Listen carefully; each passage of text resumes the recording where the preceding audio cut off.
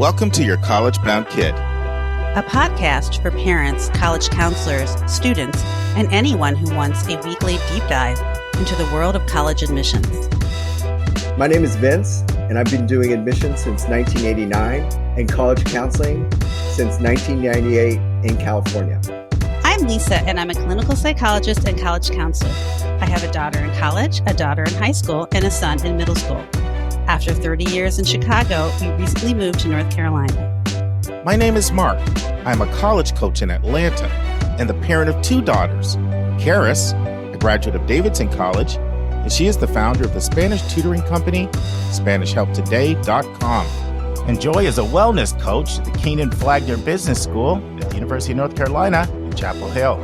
And I'm so blessed to be able to work alongside both my beautiful daughters at School Match for You, a college counseling firm that I founded in 2010. This week in the news, Vince and I will talk about a hot topic in the news. And then we'll continue the conversation with our panel, Susan, Hilary, and Julia, looking at the secondary school report, part 2 of 3. Then we'll have a brand new interview. It's a college spotlight. We're going to the Northeast. We're talking to the chief enrollment officer at Boston College, Grant Gosselin, and it's a 4-parter. You'll hear part 1 of 4.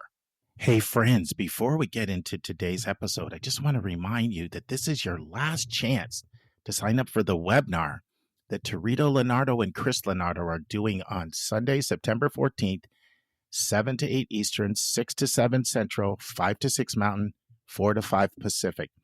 This is a husband and wife team who love helping future potential lawyers just understand what a law career looks like. They're very transparent. They're very candid. If you're law curious and you're a student in high school or in college and you want to kind of look at 2 different types of law careers, Torito, she's involved in prosecuting sex crime. And then more on the big law, corporate law, that would be Chris. You're going to want to sign up for that. You just go to yourcollegebounkid.com, the resources tab. But I had to get it in today because the next episode you hear, we will have already had the event. And now it's time for Hot Topics in the News.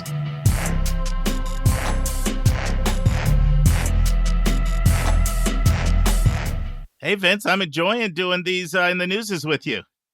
Well, it's my pleasure. It's one of my favorite parts of the podcast, and that's how I keep up to date on what's happening in admissions. So thank you. Well, no, I think we got a good one today. It has to do with Duke taking people last second off the wait list. Why don't you, it's a short article. Why don't you go and read it for so our listeners can understand what we'll be discussing? Sure. So the article is from the Chronicle of Higher Education from Ryan Kilgallen, and its focus is about Duke and how they enrolled 50 additional students for the class of 2029, less than 2 weeks until the first year move-in, which was August 16th.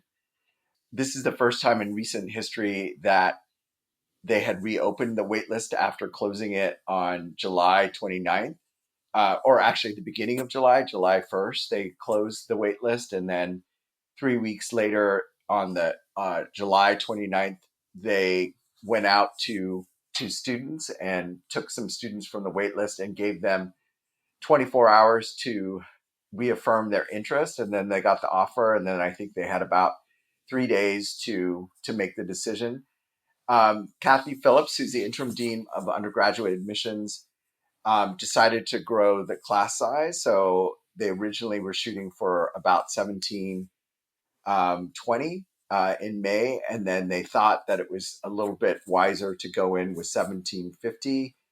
But that realignment came after they had closed the wait list, and it's about 10 students more than they've had in the last 2 years. So typically they have about 1740 that are admitted from regular or early decision, regular decision, and then from the wait list. And they thought having 10 more. So to get to the number that they wanted, they admitted 50 more students. And I think what was interesting is that in May, Phillips, who is again the interim director, thought that they would admit somewhere between 100 and 150 from the waitlist, which was similar to 2024. And so now the world knows that they're, typically schools like Duke. That doesn't mean, Stanford does the same thing, but because their selectivity is similar,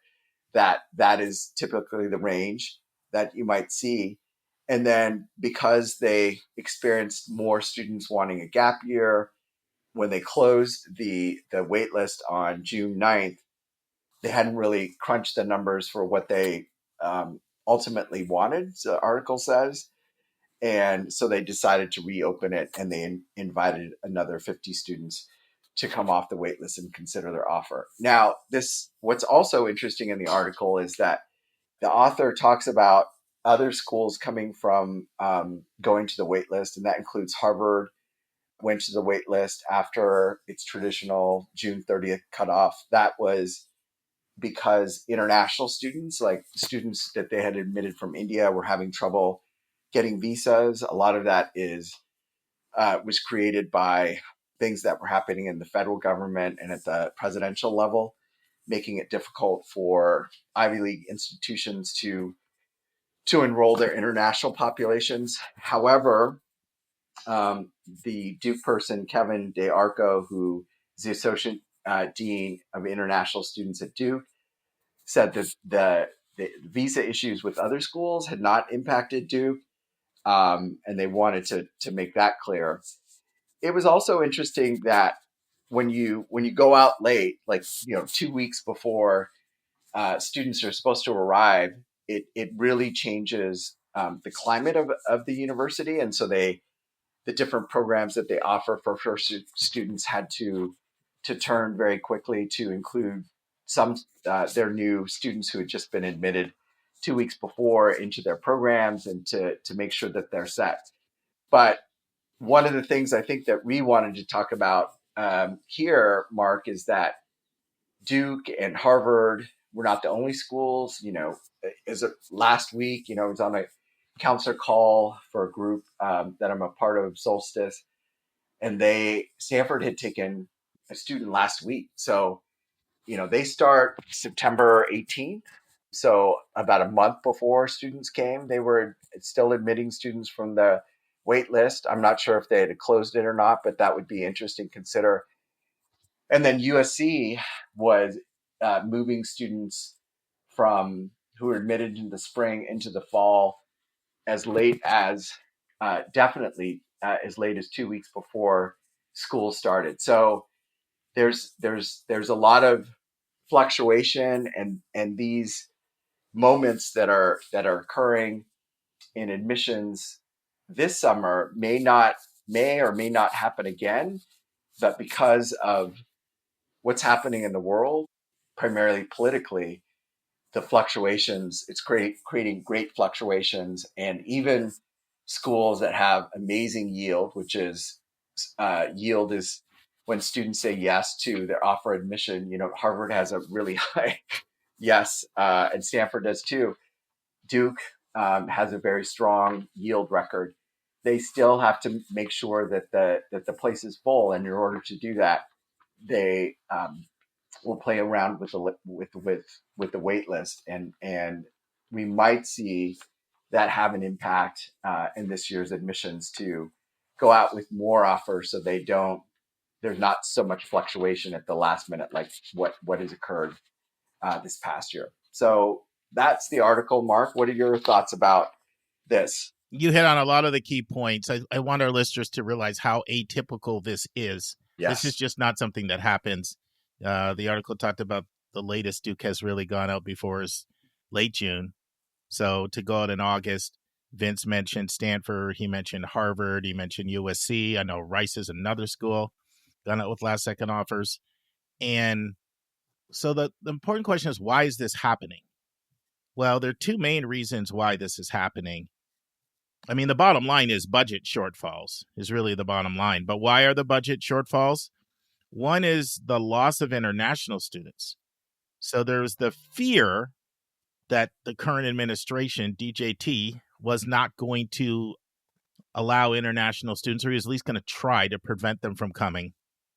And that ended up not being the case. But, international students have other options, especially the ones that are getting in Harvard, Stanford, Duke, Rice, and USC. Right. Yes. So I was listening to another expert who was saying how many less international students are coming over here by their own volition this year, not necessarily because they couldn't get a visa, but who wants to go into an unwelcoming environment. This is especially problematic right now for grad schools, grad students. But then grad students affects your overall school budget. So you've got the fear of the loss of international students, empty spots, and then there's other things we've talked about before on the podcast, like the loss of USAID aid, loss of NIH aid, and then the endowment tax, not to mention all the other things we've talked about, like birth, death, enrollment cliff, war against college, competing alternatives, people questioning the value of cost, all these other factors that have played a role in making it challenging. Those other things generally didn't hit the most selectives.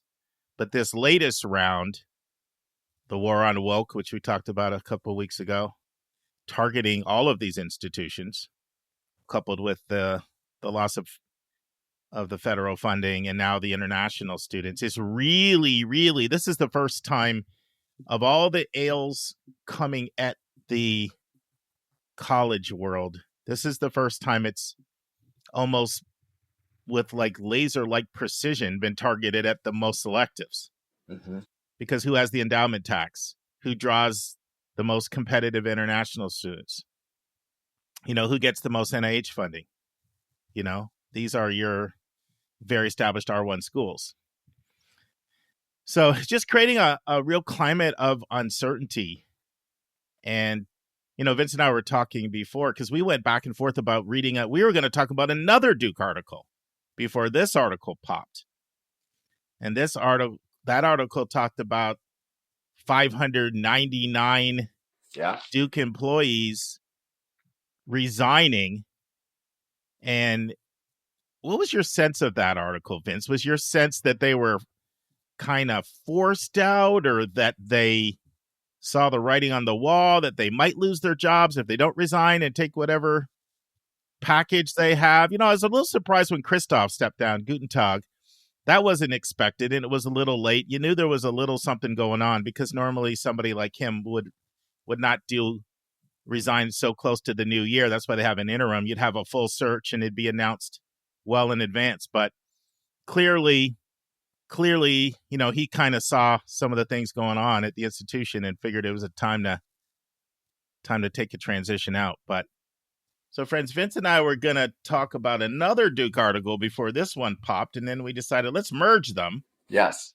And the other article was fascinating. It broke just maybe a week or two before this one, and it had to do with 599 Duke employees that took what they're calling VSIP, which stands for Voluntary Separation Incentive Program. Yes. So in April 2025, Duke announced its Voluntary Separation Incentive Program, and it's part of a strategic alignment to reduce costs. They're trying to trim $350 million from the budget, which is around 10% of their operating budget. And the reason why is to reduce expenses because federal research funding and the endowment tax. Mm-hmm. So these eligible employees were offered financial incentives, including continued health coverage, in exchange to agreeing to leave Duke for at least 3 years. Interesting thing is that they can potentially come back. Yes. Once positions were vacated via VSIP, they couldn't be refilled for up to 3 years. So, and it was about 5% of Duke's total staff and workforce that got this. And it was, what's also interesting too, Mark, is that one of the impacts was on a lot of colleges like Duke and Penn and Georgetown do a lot in creating the next generation of leaders in a global society for international relations.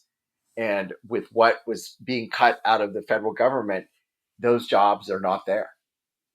And so they're cutting back on global studies programs. So they lost funding there. I mean, it was between 350 million and maybe as high as $750 million in what they were expecting the shortfall to be. So they needed to go in and figure out a way to make up that money that they were not going to get from the federal government. Yeah, and they said 40 to 50% of that money alone was just in grants, the grant money. And, the reason why, we're talking about this is because this is not just a Duke thing. The crazy thing is, Vince, they said despite all of these departures, they're acknowledging that there are further workforce reductions are going to be necessary, and they're planning to initiate involuntary layoffs like right around this time. Because, I mean, let's face it, 350 mil is a big nut, and especially when you had no idea it was coming your way. And once again, the reason why Vince and I are talking about this is because this is not just a Duke thing. Right. You're seeing this at virtually all of Duke's overlaps. Yes, absolutely. So, what should our listeners take away from this? I think the takeaways are what we had talked about in our last discussion, is that there's something happening in our country that we have to be aware and continue to comment and have an opinion about, and not, the things that make the United States the successful country that it is are being those foundations are slowly being eroded. Your educational institutions, if they're not able to function freely with, we've talked about this on the podcast a lot. They don't run perfectly, but they really are the fuel that gets us into the future, and the way that we solve huge problems that are emerging as we speak: the environment, race and culture, the economy. All of these things are so slowly being eroded away and attacked in a way that they've not ever been attacked. So the takeaway is that and it's interesting because one of the articles attached to what was happening at Duke, just in terms of all of these people taking a voluntary, basically separation from the college, is that the way that Duke unfolded the process was also a mystery to everybody. When COVID happened, they were very transparent. They did some things so that people could keep their jobs, and their employees and their faculty could keep working. But when this came down, it was nobody knew that it was coming. Nobody had a sense that it was as dire as it would be. And that, I think, one of the things that came out in the article, it's sort of an opinion piece. Duke leadership is letting down higher education, in a moment should be fighting back. From the News and Observer, Nancy McLean writes that Duke should really be thinking about how their leadership should be thinking about, maybe there's ways that they could take a voluntary pay cut, because just in pay cut in the top leadership at Duke and foregoing bonuses for a certain amount of time would save about $11.2 billion in their endowment. And that willingness was not evident in this sort of mass layoff plan. And that it was, because there was no discussion, it also sort of made the what happened at Duke. I can't imagine what it was like to be there this summer as a faculty member or an administrator, and suddenly everything that you'd counted on, the thing that the thing that you do every day, disappears, or you're forced to think about how to change a significant part of your life, which is work. That's a big thing, and I don't think we can ignore that. So the takeaway is, we need to keep talking about the way that things are changing, so people can make decisions about who's running the country. is what I think the takeaway No, is. I agree 100%. I think of the 18th century Irish statesman and philosopher Edmund Burke. Now, he's the one who's credited with saying the only thing necessary for the triumph of evil is for good men to do nothing. I know historians have said he didn't actually say that, but they said he said something similar that's been paraphrased into that. But it is powerful, whether those were exact words or that's a paraphrase. Another similar axiom that you've heard said, aphorism, is silence is consent, right? And if we just roll over and don't speak up, then you lose the country. And collectively, there's a lot more power than people think they have, but there's not a lot of power unless it's collective action. Yes. So, yeah, I feel bad. It's a tough time. In grad schools, it's almost tougher for grad schools than anything because a lot of people were going to get those PhDs to go into research because they loved research, knowing that they weren't always going into the highest paid jobs. They could go into industry and make more. But if you're going to go get a PhD in research and then there's no opportunity to work at places like Center for Disease Control, NIH, or other places like that, then Yes. why do it? Yes. If there's no employment. Right. And what's also interesting is that the attack on the intellectual forefront of what fuels our economy is being sort of thwarted in a way that there's no innovation, there's no, all those things seem to be disappearing because that next generation, there's going to be a pause. It's sort of like the COVID pause. Right now I'm working with students who were in 7th and 8th grade during COVID, and I can still feel the effects of what it's like working with them. There's just a gap in their understanding of what's happening. And so I wonder if we have, 4 years of this extended to 8 years, extended to 12 years, what are we left with? Yeah, no, I think we're just still coming to grips with the impacts of COVID. I was talking with Lisa earlier today, and we got into the topic of eating disorders. And, Hilary and I just had recorded a segment on whether or not students should talk about their eating disorder in their personal statement. And Lisa was making a lot of really profound points. In fact, I was thinking, man, I should have had you join us on that recording. But one of the things she brought up is there's been a rise of eating disorders since COVID. So, a lot of times people were home, they overate, and then there was a reaction to that. And so just kind of hits me like we've kind of moved on as if life's back to normal, but we're still in some ways paying a price for some of the symptoms that happened during that, unique phase of our existence that I hope never gets repeated again in my time. Mm-hmm. Yeah. Mm-hmm. Well, thanks, Vince. Always great talking with you. And I know you're back next week to talk about, some of the stuff that's going on with the early decision in this lawsuit. So I look forward to talking about that. Me too. Thank you. Yep. Thank you.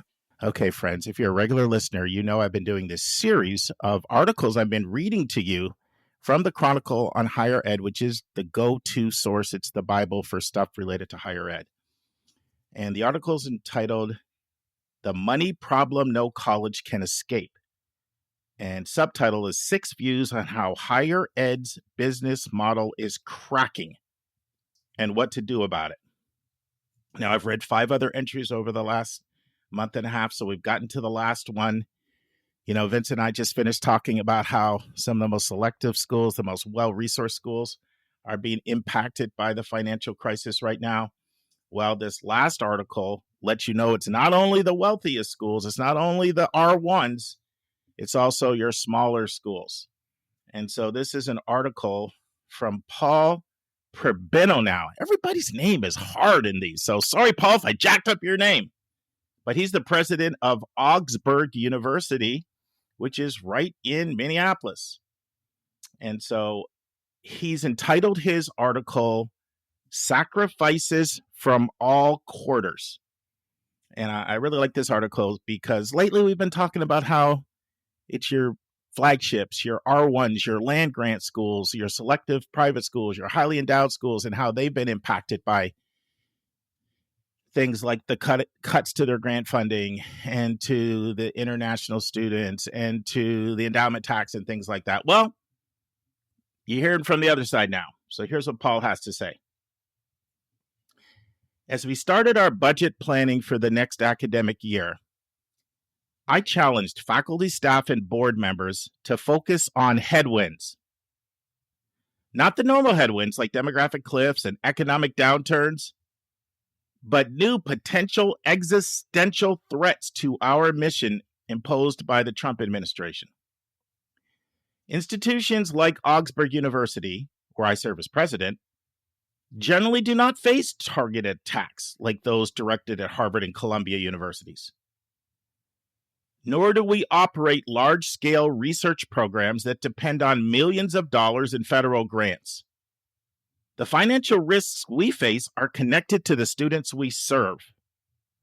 Located in an immigrant neighborhood in the heart of Minneapolis, Augsburg's student body has come to reflect the diversity of our surrounding school districts.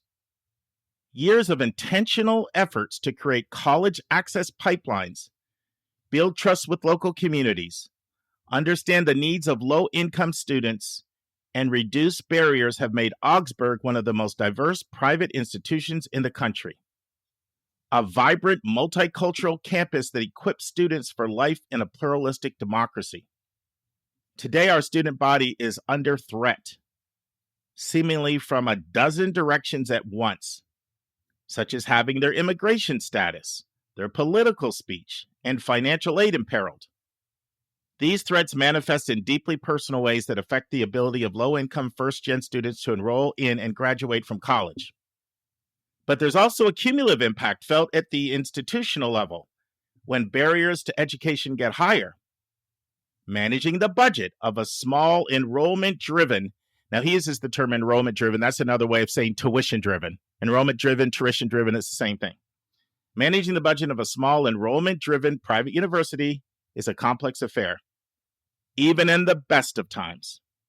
Prudent budget planning means sacrifices from all quarters, which is what he named his article, Sacrifices from All Quarters, to ensure that our students can be successful. On paper, this looks like a reduction in faculty stipends, longer vacancy periods for open positions, and operating budgets honed with surgical precision. It is also paramount that we remain in compliance with the legal requirements to ensure the continued availability of Title IV funding for our students.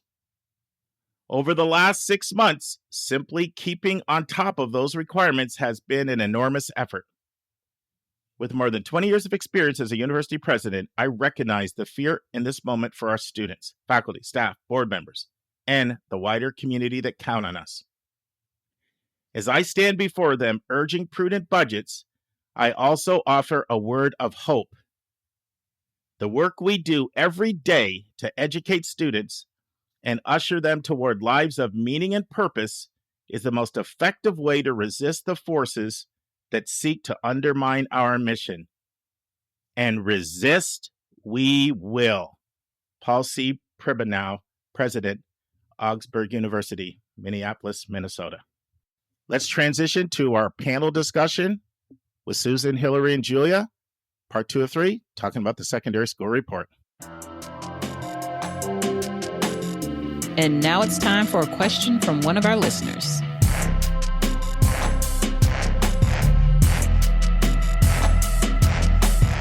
Friends, last week we started out, Susan introduced the secondary school report and gave a detailed description of what it is. And then we started a conversation about how colleges use the secondary school report to read an admissions file. And we continue with that conversation today. Listen and enjoy. Julia, is a student disadvantaged if the counselor doesn't write a letter?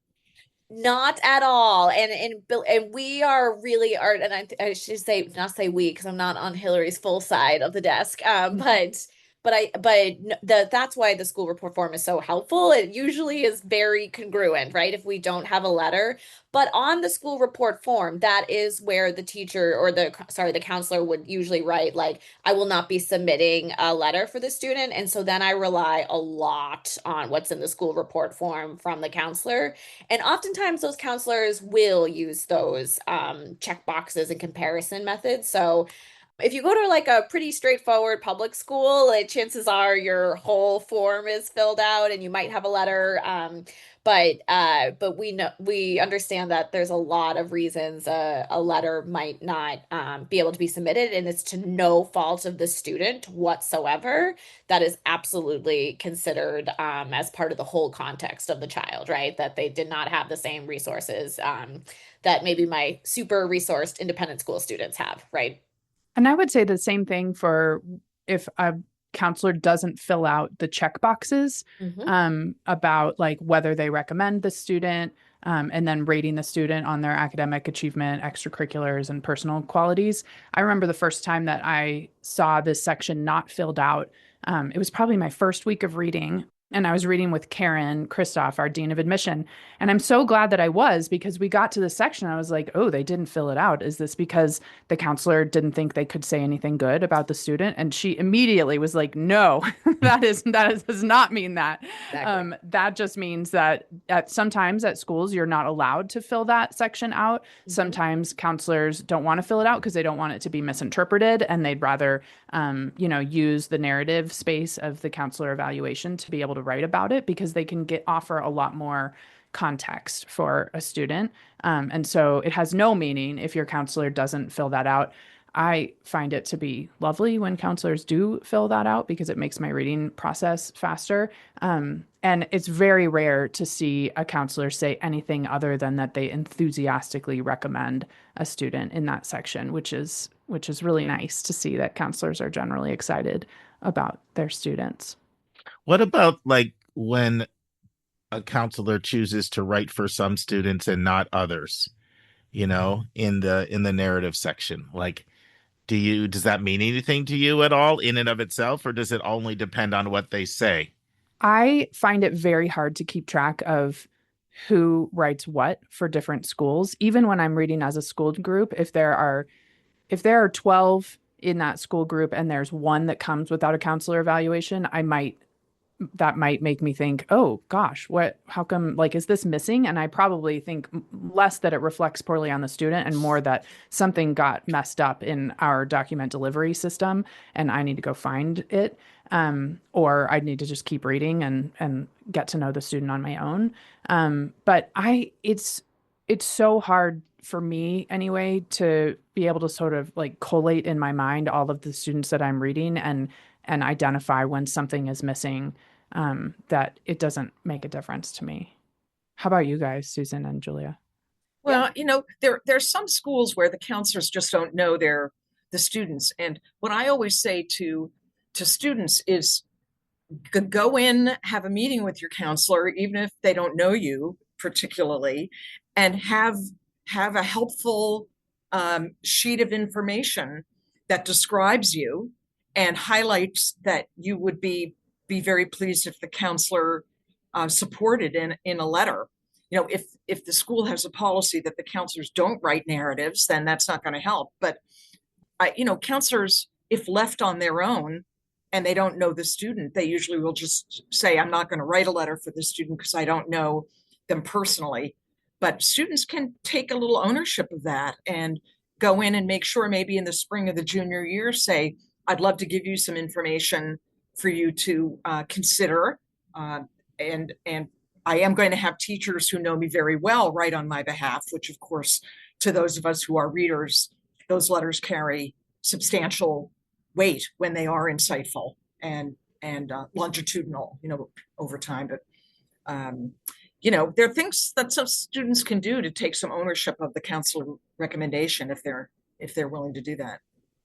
I want to go back to something that Julia brought up, and this came up in my interview with Chris Gruber, who's the chief enrollment officer at Davidson and one of the Mount Rushmore people in the profession, I would describe. So that whole two, you were talking about LA Unified, right? You may see 2%, 4%, 4 year, 2 year. So the way I'd always generally typically heard that discussed from admission officers was if we see a high percentage of 4 year, then we tend to regard it as a more college prep type of environment, and it was seen as a positive. But one of the things, Gruber, you might be interested in listening, going back if you haven't heard that interview, listeners, where they took the time during COVID to just examine all of their biases. It grew out of the fact that we've been thinking all these years you have to have test scores. No, you don't.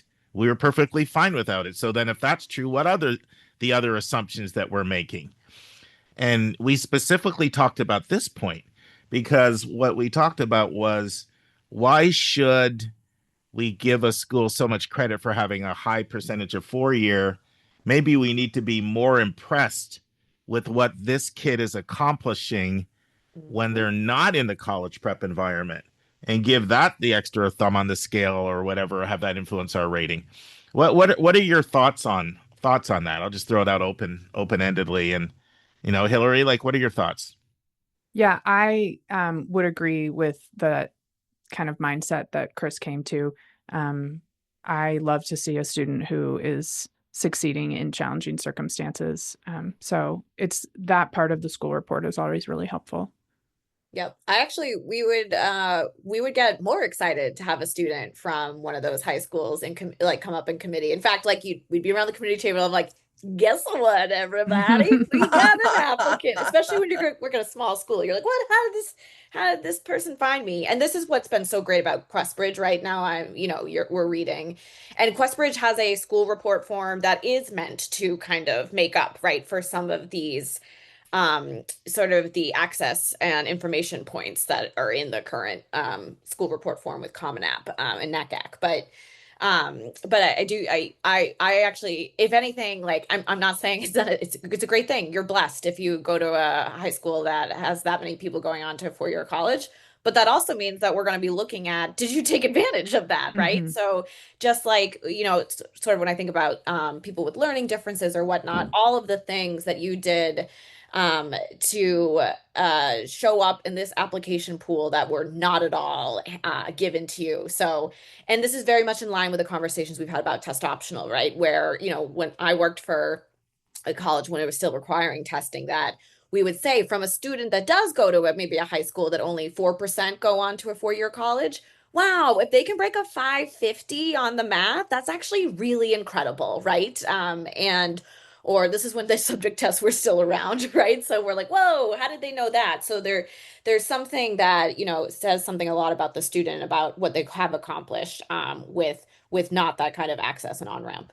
Well, and this is the blessing of the College Board landscape tool. Mm-hmm. That has made a huge effort just in the last couple of years to give colleges some quantitative and qualitative information about the community and the school that an applicant is coming from. So it's not just what the school itself reports, but this kind of economic and sociological analytical tool that gives readers some data about, especially SATs being the College Board product, and where they fall in the context of that individual school. So, both of you described applicants where the students may actually be very high powered and accomplished, but their metrics may pale in comparison to kids from more well-resourced environments. And it allows us to look at the student truly in a context. I don't think all colleges are using this information. It's not every College Board member on the college side. Maybe Hilary, you know better than I do on that. I think colleges have to buy in. And I know I read for one university that was using it in the very first 2 years of the experiment, and then more recently at a school that uses it full time with every applicant. Yeah, we see it for every applicant, and it's usually the next thing that comes after the school report. And it is so, so helpful. There are some times when there's no data and I can't remember why. Maybe, I guess, if they haven't taken the SAT, but But usually, even if they've taken the ACT, they'll give us a comparable, Right. score. But most of the time, there's data there, and it can be so helpful to see when a student is outperforming their school context. Well, and not just for kids in our very poorly resourced schools and low income families, but kids really across the whole spectrum. It allows us as readers to place those students kind of in a different context, and it can be very helpful, very descriptive. Even for kids coming from super competitive schools like the ones where Julia has been, to be able to see on there that the average SAT score at that school is 1550, and like, okay, this student got a 1450. Oh gosh, like, can you imagine the kind of pressure that student is under at that school when the average peer is getting a 1550? We're not going to knock them. A 1450 tells us plenty about how bright they are and how well they can do once they get here. Well, and what does that really tell us about that environment? It tells us that the school is preparing kids to take the test. They have a curriculum that is test driven, and those kids can afford to take expensive test prep courses. Just my opinion. Yeah. I do think it's important that we point out that we're talking about a lot of nuances of holistic admission that you tend to get at more selective schools that do more full-blown holistic admission. I mean, Julia's read at, either worked for, read at Haverford or Emory. Susan's, multiple schools, all selective, all doing holistic, and then Hilary's at Colorado College. We should point out that there are a pretty large other swath of schools out here that aren't getting into all of these nuances of holistic admission. They're not going to be using landscape. They're not going to be doing some of these things. And I think it's just important to say that with 2,200 plus 4-year bachelor granting not-for-profit schools out there, there's a lot of different flavors of ice cream. And there's a lot of universities now that no longer take the school report, right? They just use whatever the new self-reported academic record name is. I think STAR or something. It's STAR. But that is, I cannot send them a school report even if I wanted to. That's all right. academic information, because they don't take a counselor rec anyway. So all academic information goes through the self-reported academic records. Yeah. And some of those schools are somewhat selective. Like, they tend to be bigger, state schools. There's the schools like the Clemsons of the world. Like, it's not just non-selective schools. No. They need to make their process more efficient, and because they have such a high volume of apps, and this reading through the school report does take time, right? And if it's not helping you get to a decision, it makes sense to eliminate it, I think. But just because a college or university requires a self-reported academic transcript doesn't mean that they're not getting the secondary school report form. Right? It depends. There's probably like 20 I know of that never get a secondary school report form. It's just outside of California? Yes. Yeah. Rutgers. Trying to think of some, like UMass Amherst piloted it. Yeah. So like as Mark said, some of the ones I wish didn't do that, actually. I could really use where I'm like, and I've seen that happen, right? Like I'm like, oh, Alabama, we don't have APs. And they're like, oh, okay. So interesting. Friends, this concludes this part of our roundtable discussion. We hope you join us next week for the next part. And now it's time for our college spotlight of the week.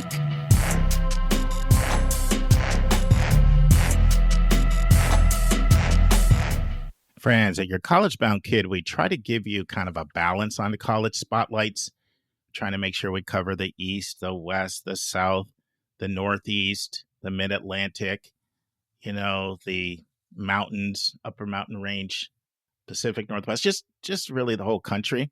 And we also try to have a balance between some of the real popular schools and some of the unheralded gems. So last week was one of those very popular schools, UT Austin. And you're going to get that again this week with Boston College.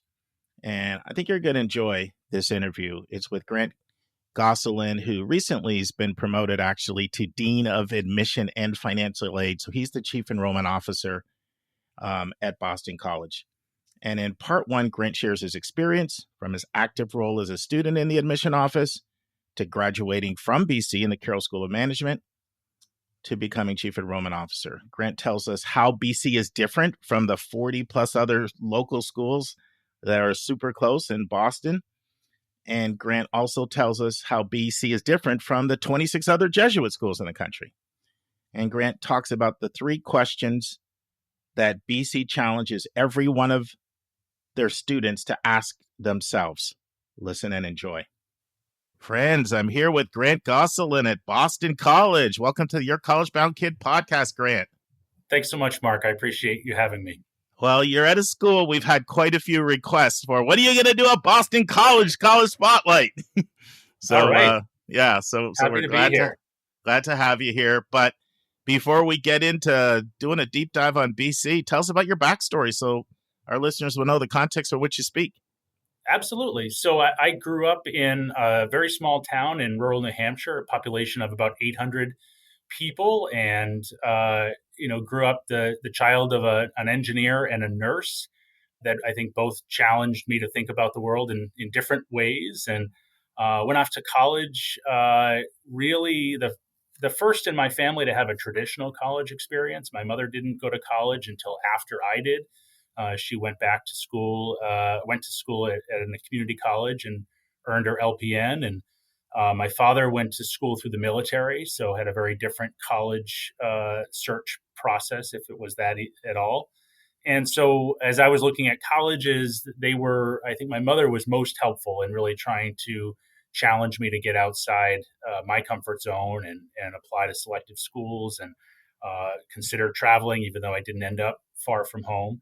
But when I came to BC as an undergraduate, it was really with an intention of using my degree to help shift our socioeconomic, position. Right, I didn't grow up with a lot, and that was at that time what I thought was most valuable in college. And when I got here, really began to think about my education in a different way. And even though I was following a finance major and had a great job offer at General Electric, which back in the 90s was kind of a place to be, I decided to forego that and enter higher ed and really feel as though it's a place where I can use many of the skills that each of my parents taught me. Right, working in enrollment management gives me the opportunity to engage with students and families in an individual way, much like the caretaker my mother is, and at the same time use a lot of the financial skills that I acquired at the Caroll School and thinking about modeling our class and knowing how many students out of a pool of 40,000 to admit in order to have 2,400 students arrive each fall. So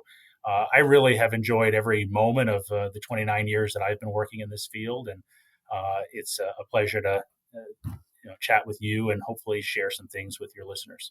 So you're the chief enrollment officer at your school. You don't just get that job overnight.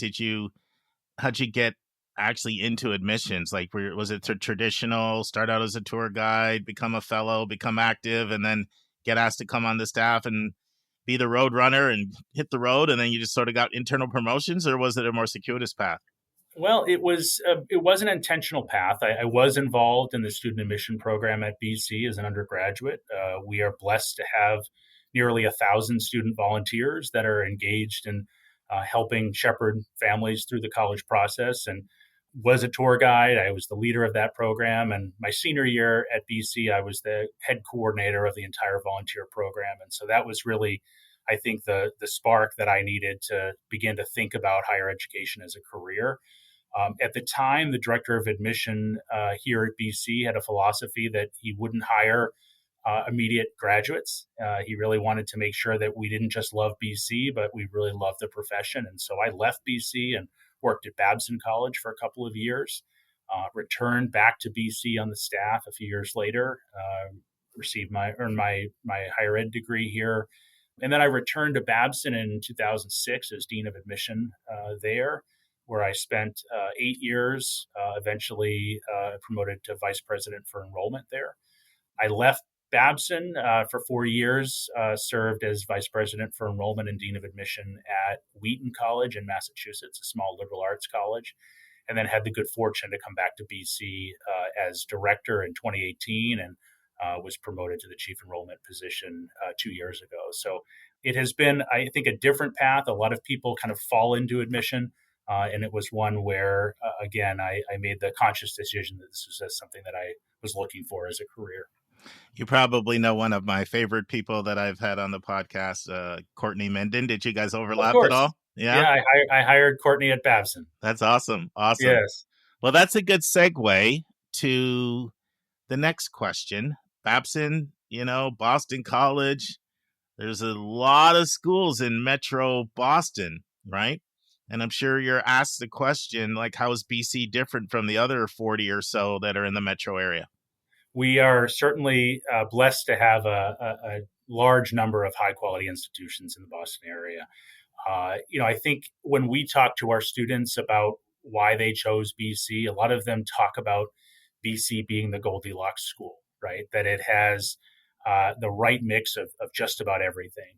It's a medium sized university, and our students feel as though it's small enough that they can walk across campus and see familiar faces everywhere they go, but large enough that they're not going to outgrow it in 4 years. Our proximity to Boston, being just on the outskirts in the first western suburb, gives students the opportunity to have a traditional campus experience with access to the city, but not feel overwhelmed by the city. It's a campus that has a real strong community base, obviously high quality academics and incredible research opportunities. We're the largest Division I athletic program, arguably in the Northeast, one of the largest in the country. And so for students that want to have athletics as part of their experience, either as a fan or as a participant, there are a few places like BC on a football Saturday in October. So, I think it has just about everything that students are looking for in a college experience. And the last thing that makes us so different is the fact that we're a Jesuit and a Catholic university, and only 27 institutions in the country are in that order. And it definitely sets a very different experience for students as they navigate their 4 years here. Yeah, I want to get to the Jesuit part in a moment. Our listeners know I love Jesuit schools. I'm not Jesuit or Catholic, but you guys just doing a pretty awesome job. And I love talking about Jesuit schools. I find even like Jesuit high schools, Jesuit middle schools, they just seem to inculcate, this value set that stays with their alumni about I've got to be a difference maker in the world. Life's not only about me, myself, and I.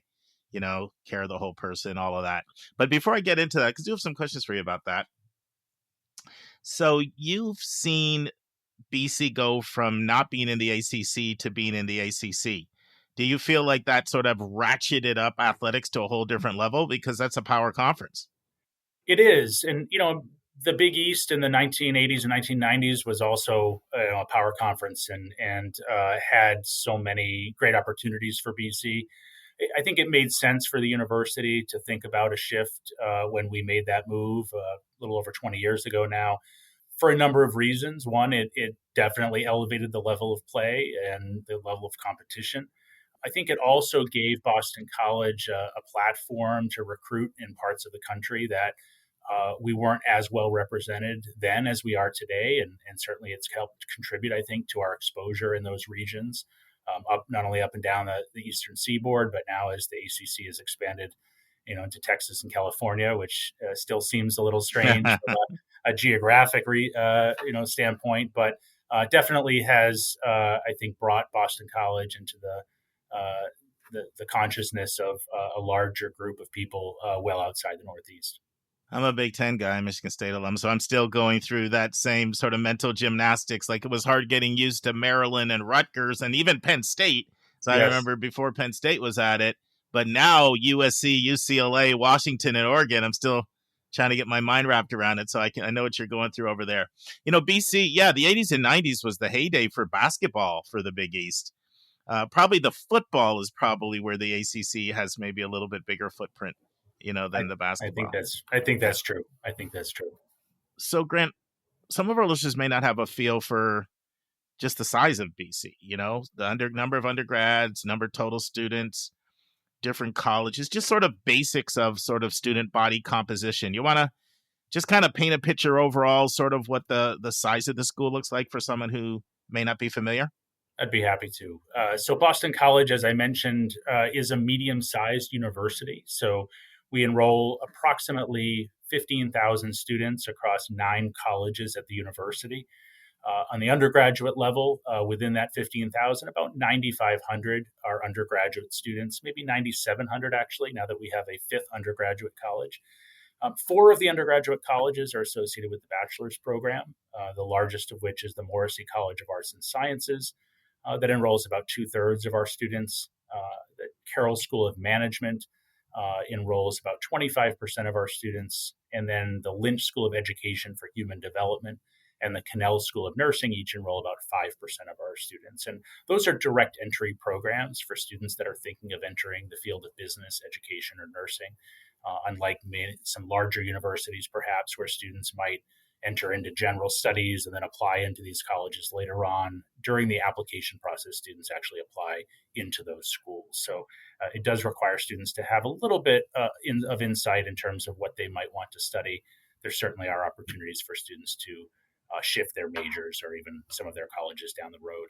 And then Boston College just 2 years ago launched its 9th and newest college, Messina College, which is a 2-year associate's degree program for first-generation students that will need significant financial aid. And it's really, I think, allowed us to expand our reach very much in line with why BC was founded back in 1863, and that was to educate the children of immigrants that were really being left out of education in other institutions. And Messina College, almost 150 years later, is following that same path and commitment to making sure that all segments of society have an opportunity to consider a place like BC.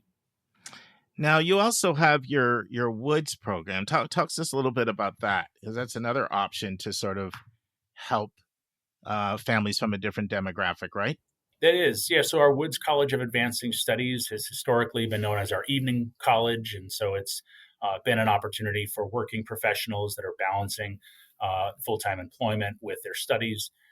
But the Woods College has also expanded. We have many online programs for people that are interested in getting their degrees. And we do have some traditional age bachelor's students that are not fully residential at BC. They commute generally from local neighborhoods, but are able to take advantage of the Woods College degree program.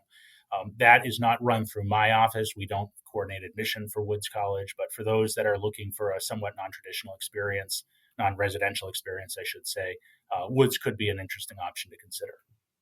Let's go back to being a Jesuit school. You know this. All 27 Jesuit schools, you're going to hear the term curae personalis, right? A Latin term for care of the whole person. Like, I don't know of a single Jesuit school that doesn't emphasize that. But what I find is that it looks different at different schools. So how would you say cura personalis is sort of fleshed out at BC? What does that look like at BC? Yeah, it's a great question, Mark. It definitely is a hallmark of Jesuit education, that Latin term, which means care for the individual or care for the whole person. At Boston College, I often, when I speak to audiences, I talk about a concern I have for higher education right now at this moment in time is that I think far too many colleges are placing their entire value proposition on their ability to get students a job at graduation, right? And that should be part of the calculus for families. This is an expensive endeavor, and we want to make sure that students are well prepared on the other end. And I'll put Boston College's career placement rates up against any college in the country. Our students do very, very well. But we really think that students we have a responsibility to students to provide them something more than that. And we believe that the 4-year period in a young person's life that spans adolescence to young adulthood is perhaps the most critical and pivotal 4-year period in anyone's human life, maybe outside of infancy, where students are growing and developing at a more rapid pace than any other period. And so at BC, we talk a lot about student formation, this very intentional approach to helping students navigate that 4-year transitional period as they're developing their academic and intellectual capacity, of course, like any college would offer, but that they're also growing and developing as human beings, spiritually, emotionally, interpersonally, interculturally.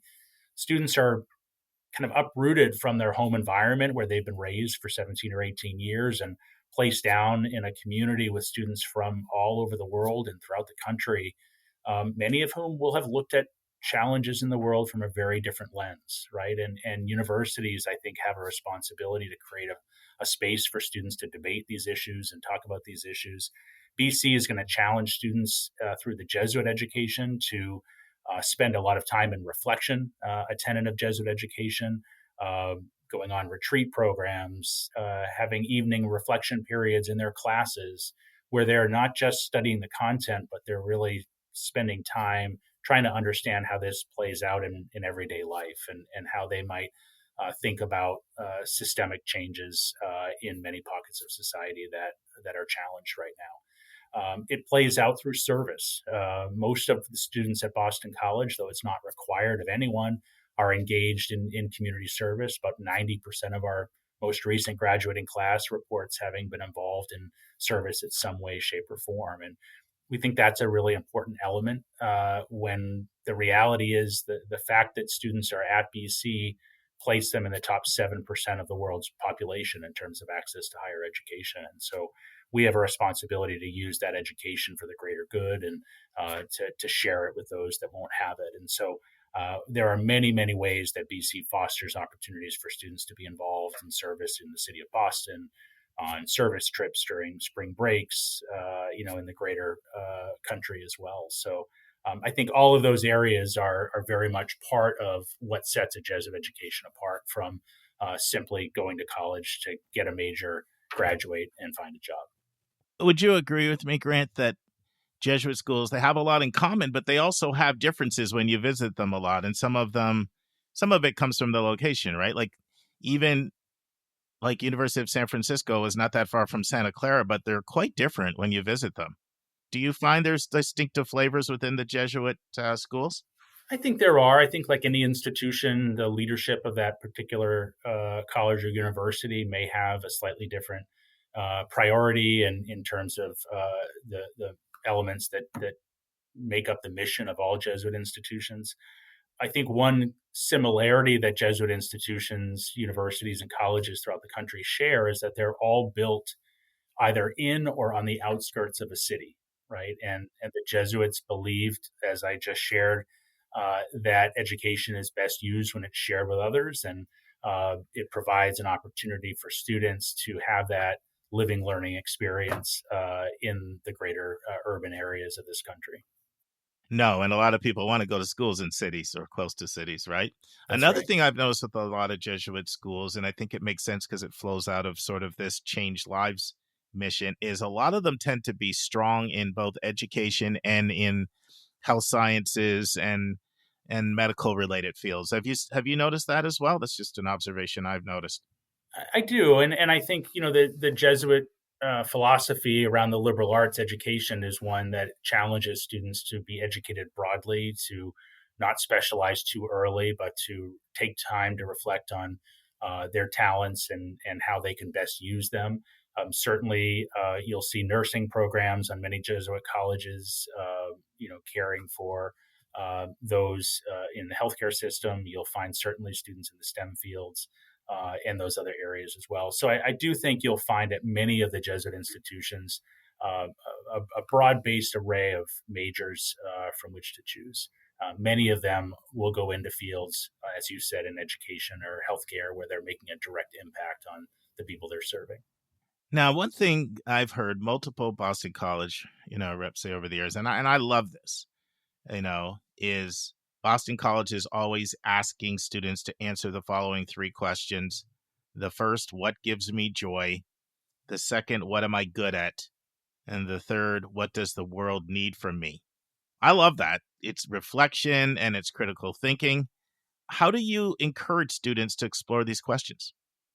Yeah, thanks for raising it. The questions came from a sermon actually given by a beloved priest on campus, Father Michael Himes, who just passed away 2 summers ago. And he gave this sermon about 20 years ago, and he was challenging students to think very intentionally about their education as they're looking forward to their careers to come, to think about the next 40 years, not in terms of finding their first occupation, but in terms of finding a life's vocation, right? And we've all seen far too many people who, follow a particular path because they think that's the path that they're supposed to be on, and they wake up 20 or 30 years later miserable in their work and in a midlife crisis, trying to figure out how to shift their careers and do something more meaningful. And Boston College is trying to get ahead of that with our students and really challenge them to think about those three questions in tandem with each other. And if you think about a Venn diagram and the three circles, the overlap in the middle is where we want students to land, right? There are a lot of students that go into college with two of those three things being met, right? They're really good in science. They get straight A's in science. They're being told that they should be a doctor, and there's certainly a need for high quality, medical care, but they really don't like the work, right? They're doing this because they think they have to, or they're being pushed from people at home that you should be a doctor. And they get to college and they get into their biology class or their chemistry class, and their motivation just isn't in it. And they really run up against a wall, right? And they go through almost a mini crisis. And universities should be a place to nurture that. There are plenty of students that follow that path and are very happy. But if it's not bringing joy, it's not sustainable, right? Mm-hmm. We'll have students that come in and say, I want to, maybe students like me, right? Like they want to go into business, and there's a need for it, but maybe they get into the classroom and they start taking some of the business courses, and they're getting straight A's in their liberal arts courses, and they're getting B's and C's in their business courses, but they're not listening to the signs that maybe this isn't an area that is aligned with my God-given talent, right? And so we challenge our students at various points in their 4 years to be mindful of these things. How do we do it? The first thing is it's on the front of our view book, right? It's on the front of the brochure that we hand out when people visit campus, because we want students to start thinking about these questions before they even get here. We have a retreat program that's a very popular retreat known as Halftime that takes place right about the midway point of their time at BC, the end of their sophomore year, beginning of their junior year, where they go away on retreat for about 48 hours and reflect on these questions and think about the classes that they've taken, they've really been excited about, and maybe how their path has shifted from what they thought it would look like when they came in here, and provide them the support to continue down that path if it's one that begins to bring them a level of satisfaction that we hope for all of our alumni. So it's definitely a part of that Jesuit education, that reflection that I talked about earlier, but really built into also the career process to help students end up hopefully entering a profession that will be sustainable over time. Friends, this concludes this segment of my interview with Grant Gosselin, Chief Enrollment Officer at Boston College. Hope you join us next week for the next segment.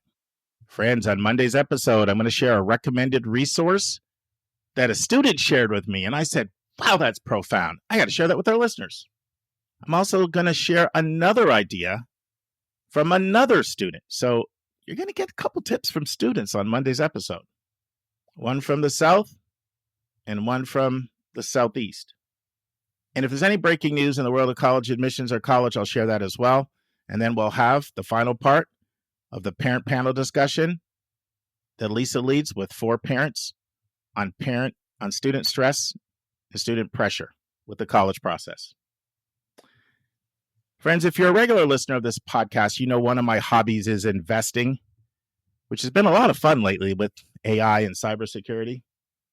And one of the giants in the world of investing, in fact, he's kind of heralded as the king, is Warren Buffett.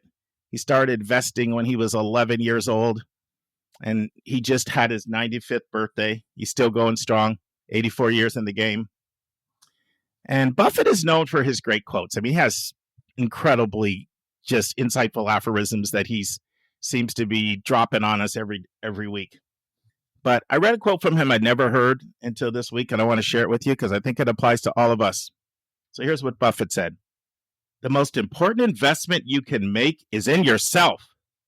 Nobody can take away what you've got in your head, and everybody has potential they haven't used yet. Did you catch that?